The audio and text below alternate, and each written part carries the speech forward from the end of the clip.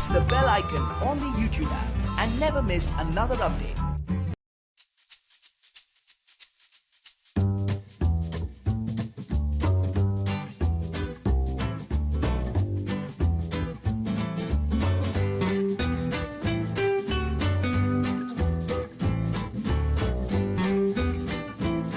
Hello students, welcome to our channel H G tutorials.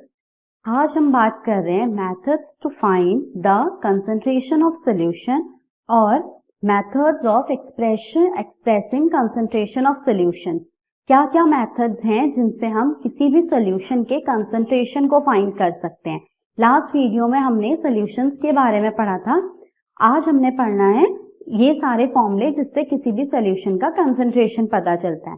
Concentration के फॉर्मूले find करने से पहले कंसंट्रेशन होता क्या है? कंसंट्रेशन से हम डिटरमिन करते हैं कि किसी भी सॉल्यूशन में या फिर किसी भी सॉल्वेंट में सोल्यूट का अमाउंट कितना प्रेजेंट है। अगर हम कहते हैं कि किसी भी सॉल्यूशन का हम कहते हैं कि कंसंट्रेशन इज हाई, तो कंसंट्रेशन ज्यादा होने से मतलब होता है कि उस पर्टिकुलर सॉल्यूशन में सोल्यूट का अमाउंट ज्यादा है। अगर हम कहते हैं कि किसी सॉल्यूशन का कंसंट्रेशन कम है तो उस सॉल्यूशन में क्या होगा, सोल्यूट कम होगा और सॉल्वेंट ज्यादा होगा। तो कंसंट्रेशन के हाई होने से सीधा सीधा मतलब है कि उस कंसंट्रेशन में, उस सॉल्यूशन में सोल्यूट का अमाउंट ज्यादा है। अगर हमारे पास दो सॉल्यूशन है, हम पहले को कहते हैं C1, दूसरे को कहते हैं C2, और हम कहते हैं C1 का कंसंट्रेशन C2 से ज्यादा है, तो ये हमें ये बताता है कि C1 वाला जो सॉल्यूशन है इसमें सोल्यूट ज्यादा है और C2 वाले में सॉल्वेंट ज्यादा है।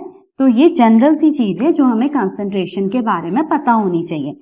अब कोई भी सॉल्यूशन हमारे पास है, हमने उसमें किसी सब्सटेंस को ग्राम में डाला, सोल्यूट को ग्राम में डाला, सॉल्वेंट हमने केजी में ले लिया। किसी सब सॉल्यूट को हमने ग्राम में डाला, सॉल्वेंट हमने उसका वॉल्यूम ले लिया लीटर में या मिलीलीटर में, या हमने सॉल्यूट और सॉल्वेंट दोनों ही ग्राम ग्राम में ले लिए। तो किस तरीके से हम क्या करेंगे, उनका कंसंट्रेशन फाइंड करेंगे, उसके लिए हम अब डिस्कस करते हैं। तो कंसंट्रेशन है क्या? The concentration of a solution is the amount of the solute present in the given quantity of solution और सॉल्वेंट। तो कंसंट्रेशन से हमें क्या पता चलता है कि किसी भी सॉल्यूशन में अमाउंट कितना है सोल्यूट का गिवन क्वांटिटी ऑफ सॉल्यूशन में या फिर सॉल्वेंट में। अब जो फॉर्मूले हम कंसंट्रेशन को फाइंड करने के लिए डिस्कस करते हैं, पहला और सबसे इजी जो हम कह सकते हैं वो है mass percentage.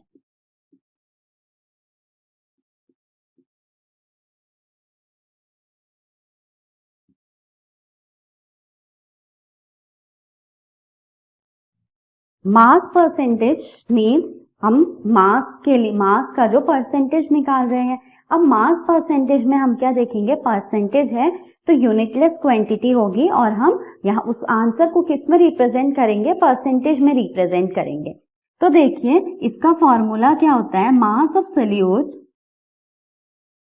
Upon total mass of the solution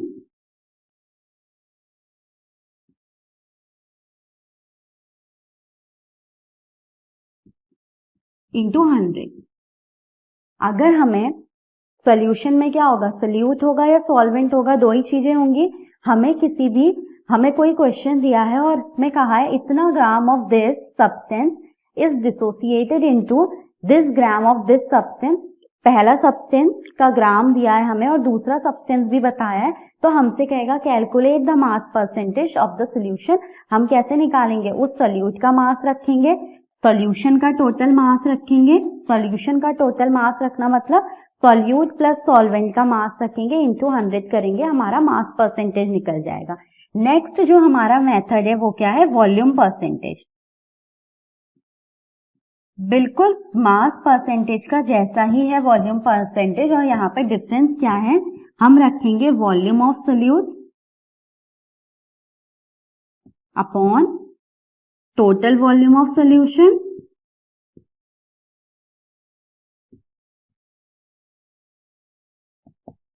into 100। यहां से हमारा वॉल्यूम परसेंट निकल जाएगा। तो वॉल्यूम परसेंटेज के लिए क्या करेंगे, वॉल्यूम रखेंगे सोल्यूट का upon total volume of solution रखेंगे इंटू 100 कर देंगे। तो यहां से आंसर क्या निकल आएगा, वॉल्यूम परसेंटेज। नेक्स्ट है हमारा मास बाय वॉल्यूम परसेंटेज। तो वो इन दोनों से मिलता जुलता मास बाय वॉल्यूम परसेंटेज क्या हो जाएगा,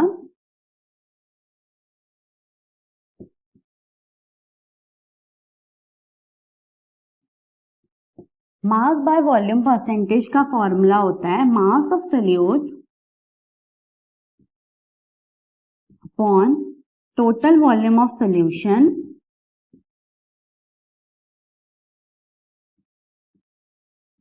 इंटू 100। आप ये फॉर्मूले नोट कर सकते हैं साथ साथ में। तो वॉल्यूम परसेंटेज क्या है, mass of solute upon total volume of solution into 100। और फोर्थ हम बात करते हैं पार्ट्स पर million.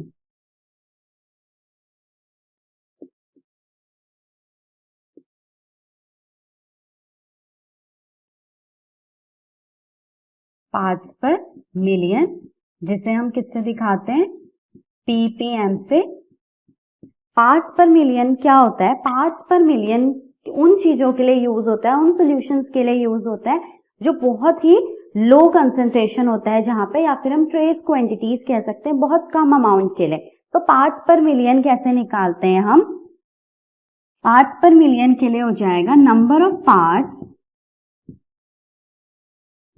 Of one component upon total number of parts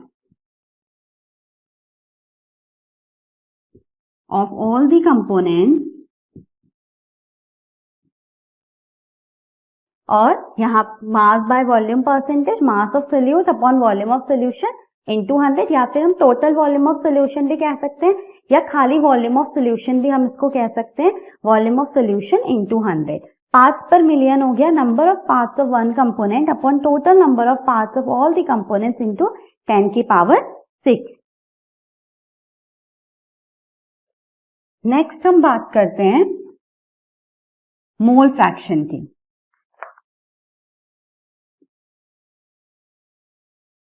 fifth one is mole fraction.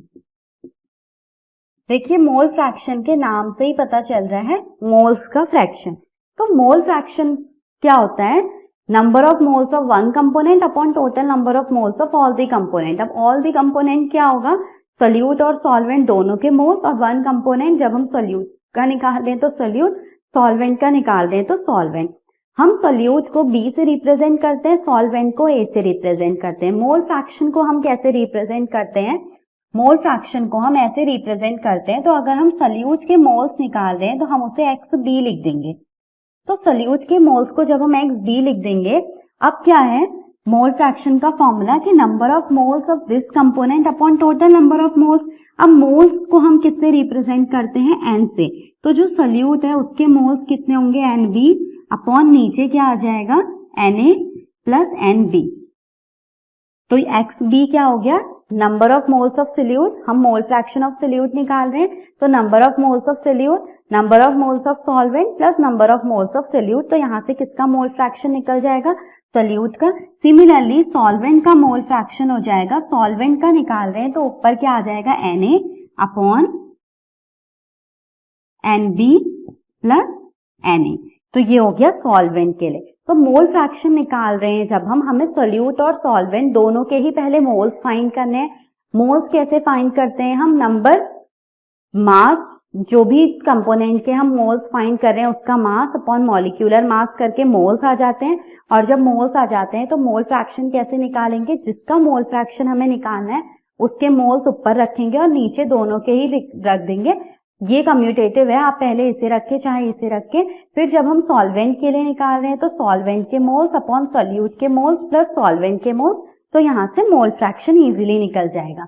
अब देखिए हमें मोल फ्रैक्शन जब भी निकालना होता है, क्वेश्चन में अगर हमें गिवन है सोल्यूट के बारे में और हमने सोल्यूट के मोल्स निकाल लिए और हमें सॉल्वेंट के मोल्स निकालने हैं, लेकिन हमें उसका सब्सटेंस का अमाउंट पता नहीं है, तो हम नहीं निकाल पाएंगे उसके मोल्स, तो मोल फ्रैक्शन भी नहीं निकल पाएगा। तो एक चीज होती है, किसी भी सॉल्यूशन के लिए जो सोल्यूट और सॉल्वेंट का जो मोल फ्रैक्शन होता है वो हमेशा यूनिटी रहता है। मींस सोल्यूट के मोल फ्रैक्शन और सॉल्वेंट के मोल फ्रैक्शन का सम हमेशा 1 आना चाहिए। और आपने सोल्यूट का मोल फ्रैक्शन निकाल लिया है, तो आप सॉल्वेंट का मोल फ्रैक्शन 1 माइनस XB करके निकाल लेंगे। तो ये भी इंपॉर्टेंट है, तो आप नोट कर लीजिए। नेक्स्ट हम बात करते हैं मोलैरिटी की।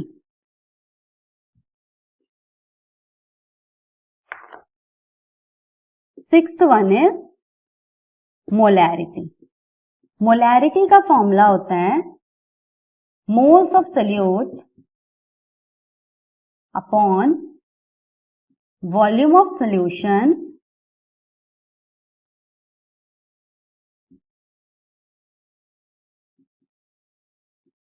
इन लीटर्स। और मोल्स कैसे निकलते हैं अभी हमने डिस्कस किया था। मोल्स निकालने का फॉर्मूला होता है mass upon molecular mass. Example, अगर हमें सोडियम दिया है और हमसे कहा है 2 ग्राम सोडियम के नंबर ऑफ मोल्स निकालो, तो हमें मोल्स निकालने हैं सोडियम के, ठीक है।